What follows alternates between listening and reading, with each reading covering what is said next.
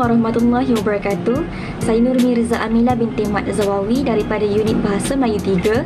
Pada tegasan kali ini, saya telah mencipta laman saya sendiri menggunakan Google Sites yang saya hasilkan khas sebagai medium untuk menyampaikan dan mengumpul maklumat-maklumat yang boleh diguna pakai dan dijadikan rujukan oleh murid-murid daripada tahun 1 sehingga tahun 6, guru-guru serta orang awam.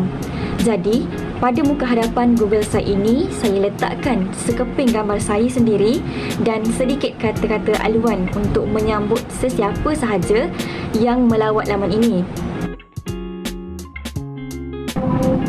Bahan bantu mengajar yang telah saya hasilkan ini adalah berpandukan Dokumen Standard Kurikulum dan Pentaksiran Bahasa Melayu tahun 4, iaitu mengenai aspek tata bahasa yang mana murid perlu memahami dan menggunakan kata ganda mengikut konteks penggunaan yang betul. Dalam DSKP tahun 4 tersebut, fokusnya hanyalah terhadap dua jenis kata ganda, iaitu kata ganda penuh dan kata ganda separa. Cara untuk menggunakan Google Site ini ialah murid perlu klik sahaja pada butang pilihan tahun yang telah disediakan. Contohnya, saya memilih tahun 4.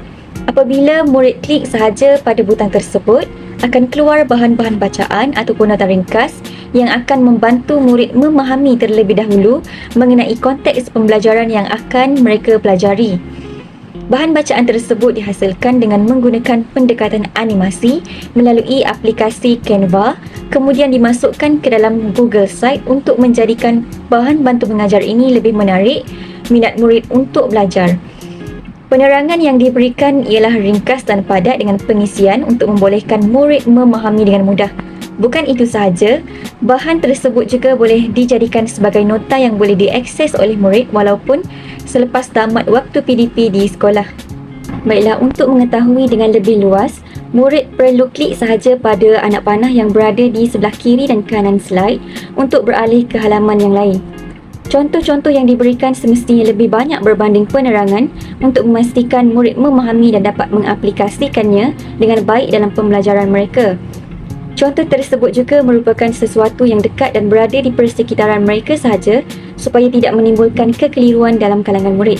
Gambar-gambar yang jelas turut disediakan untuk meningkatkan lagi tahap kefahaman murid. Apabila selesai melihat bahan bacaan tersebut, murid perlu memerhatikan contoh-contoh ayat yang disediakan di bahagian bawah nota tersebut sebagai persediaan kepada murid dalam kemahiran menggunakan atau membina ayat menggunakan kata ganda. Contoh ayat tersebut hanya menggunakan kata ganda penuh dan kata ganda separa sebagaimana yang ditulis dalam Dokumen Standard Kurikulum dan Pentaksiran Bahasa Melayu tahun 4. Selepas meneliti bahan bacaan yang disediakan, murid perlu klik pada bahagian atas untuk memilih bahagian penerangan. Pada bahagian penerangan tersebut telah disediakan 4 video yang mana mempunyai kaitan rapat dengan topik yang dipelajari.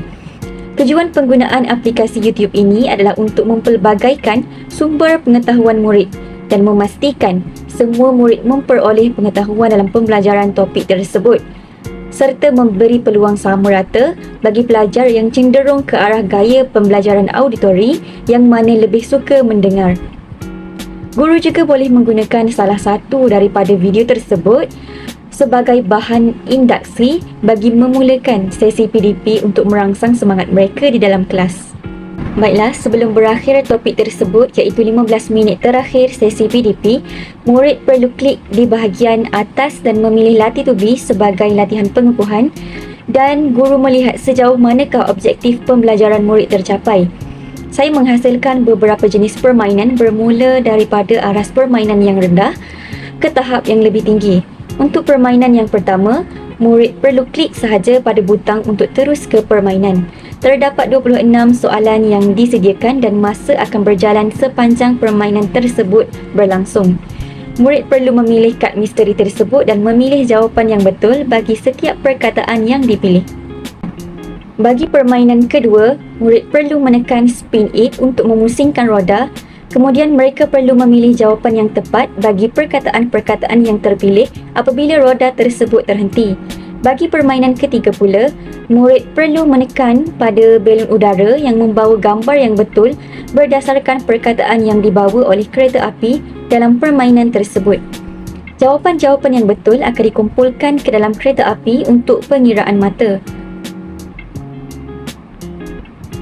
Kemudian, murid perlu menjawab soalan yang lebih tinggi tahapnya, iaitu murid perlu memilih jawapan yang betul untuk membentuk satu ayat yang tepat dan sempurna.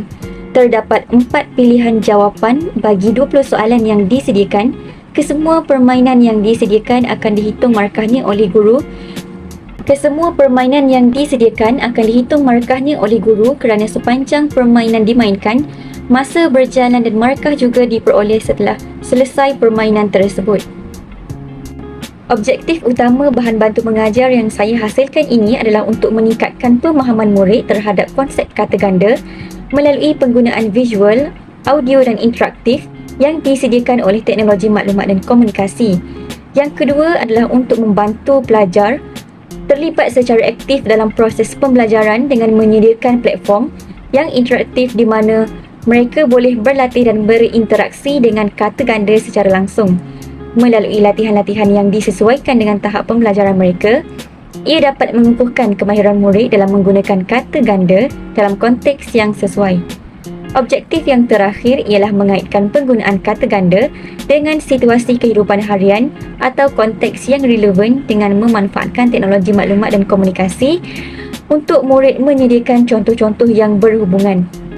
Pada halaman yang terakhir ini, saya juga ada memasukkan Google Form untuk menerima maklum balas daripada pengguna-pengguna atau pelawat yang ingin memberi cadangan untuk menambah baik ataupun meminta nota-nota yang mereka inginkan.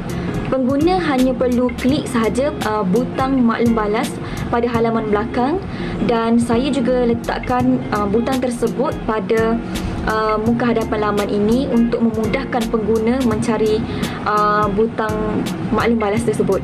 Dengan menerima maklum balas daripada mereka, saya dapat menambah baik laman yang saya hasilkan ini dari semasa ke semasa.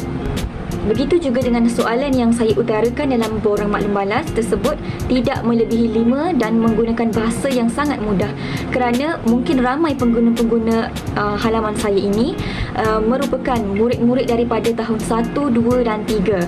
Saya ingin memastikan semua peringkat umur yang menjadi pengguna pada halaman ini dapat memahami dan memberikan maklum balas dengan baik.